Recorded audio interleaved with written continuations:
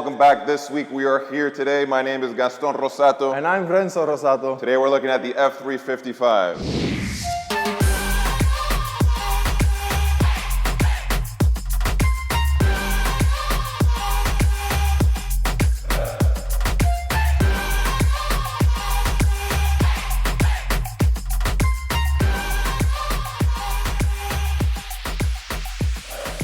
Two different buyers, two different transmissions, and we're gonna explain why that is. Same car, so different. So let's jump right into it, but hit that subscribe button.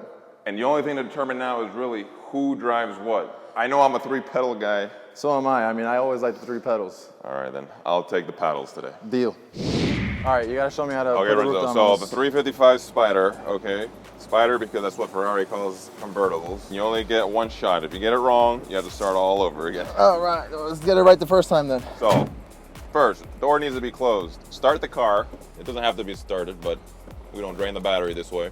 Parking brake up. Now, unlatch both sides right here. The first part of this process is actually manual. That's unlatched right there? Right there, you're open. Yeah, so now lift up roof, bend the middle part upward. This rod right here, upward, like this. Okay. All right, now hit the button. So now the seats are gonna move forward. There she goes. Now she's gonna tuck herself in. Seats move back. And now you're ready. It seems simple, but if you miss one of those steps, it does not work. Almost ready. There we go. Now I'm ready. Now how about your roof? Yeah. Well, come and help me. So the Targa Tap has its advantages and disadvantages. First advantage is fully manual. So for this to break is nearly impossible, which is a really big deal in the Ferrari world, all right? So you just unlatch, Okay. pull up the front, and then slide forward. That's it. We're done. Now, Simple. the disadvantages is, where do you put this? It's supposed to go behind the seat, but that doesn't work for me, so we're gonna put it away and go for a drive. All right, let's do it. Nice car. Ferrari. Smoke.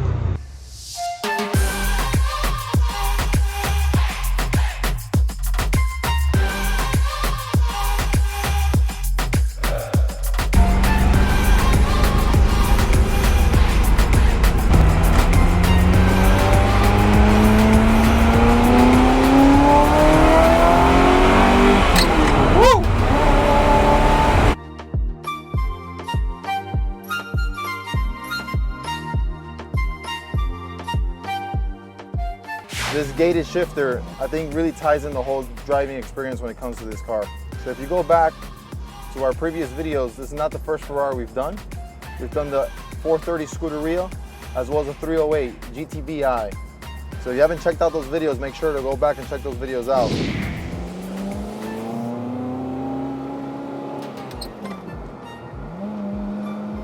Just to get a little idea of the driving experience in this car, the clutch is located pretty much dead center with the steering wheel, meaning it's pushing all your pedals a little bit off to the right.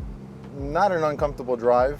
In these cars, you always got to pay attention to your oil temperature and the water temperature. You know, it is an old V8 Ferrari. The F355 was already a model for Ferrari that pushed them into a new era, introducing the F1 transmission, power steering, a little more technology involved with these cars.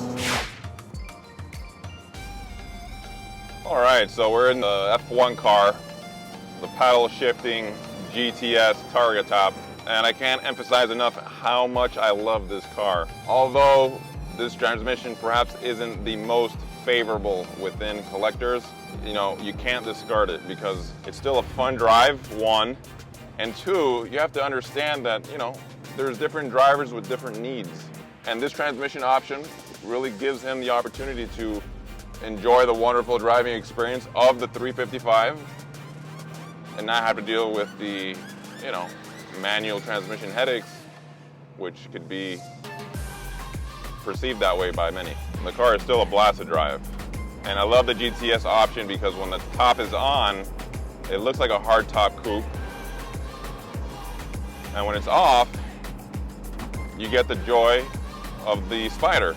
without the crazy mechanism of the Spider, so it's one less thing that can really go wrong in this car. It's really the happy middle between both. And this Rosso Parqueta over tan interior is absolutely stunning. Absolutely stunning. Very elegant car.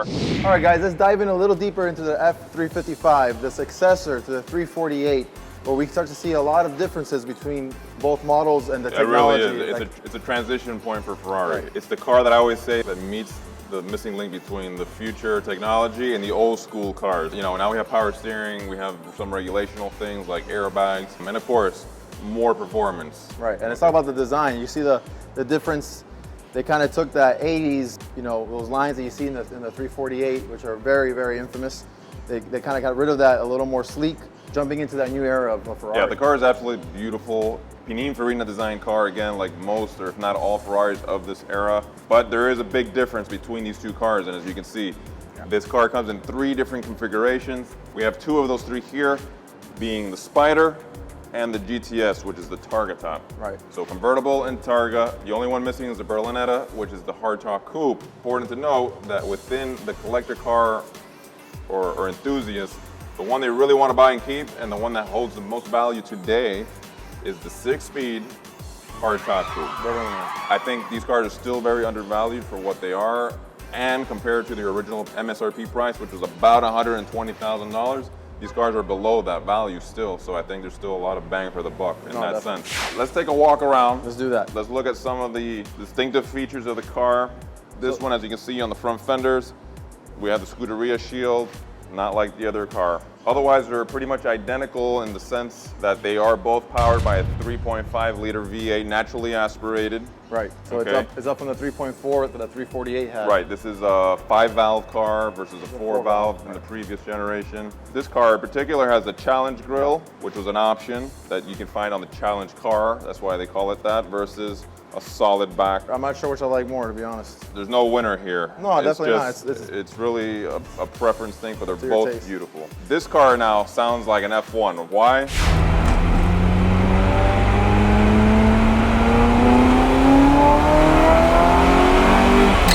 Woo! The Ferrari F355 is one of the best sounding cars, undoubtedly, of its time. It rivals the F1 cars of the time. And this one in particular, it has a fab speed. It has a fab speed exhaust, so it just gives it even a higher and better note that it gives you goosebumps. It does. It does. You know, the center console changes. Obviously, you have a stick shift here versus the other one. You don't. You have a small little lever that helps you put the car in reverse, and that's it.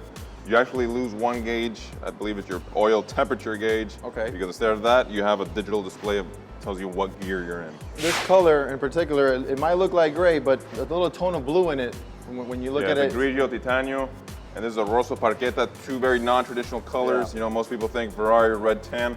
The fact is that today we've noticed that a lot of different buyers are trying to get into non-traditional colors, be a little more unique, a little more different. Even in the new 488 Ferrari flagship car, it's a blue, not a red. So I think even Ferrari is trying to steer away from that. They're trying to steer away from that. As a collector, I would see why you would want to probably shy away from the traditional red with tan and find yourself a Berlinetta 6-speed. But it's the resale red, like they call it. So the newbie that's coming in, he wants to buy a car, he wants to be safe, he wants to feel comfortable that he can get out of his investment. Right. And so he usually goes with a red tan. But there's no right or wrong again. It's all about, you know, condition, mileage, things like that. I had mentioned in the beginnings are 2 different buyers. Right. The guy that wants a Spider may not want a GTS, vice versa. The guy that wants a Formula 1 transmission may not want a stick shift, vice versa. So although they're the same car, they're so different that it would be 2 different buyers that go to these cars. Too much talking, let's drive.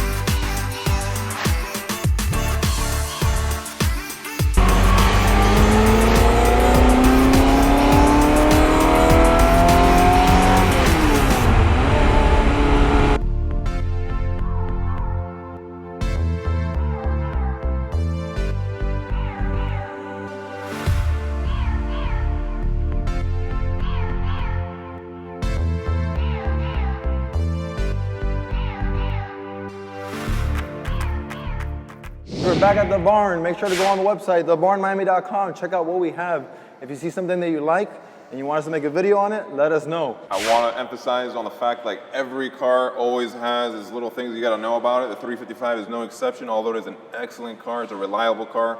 It's a fun car. It's an undervalued car. Yeah. It's a car that brings out a lot of points, and that's why we highlighted it today. But if you have any particular questions, you can contact me either through the website, my Instagram, Gaston Rossato. You can contact him at Renzo Rossato. So please subscribe, like, share. Tell us what you want to see. Tell us what you want to know, and we'll give it to you. It's been a great 2018. And we're only going to bring better stuff in 2019, so make sure you're subscribed to the channel. That's right. We're going to call it Season 2. All right, guys. Peace out. Later, guys. Thank See ya. you.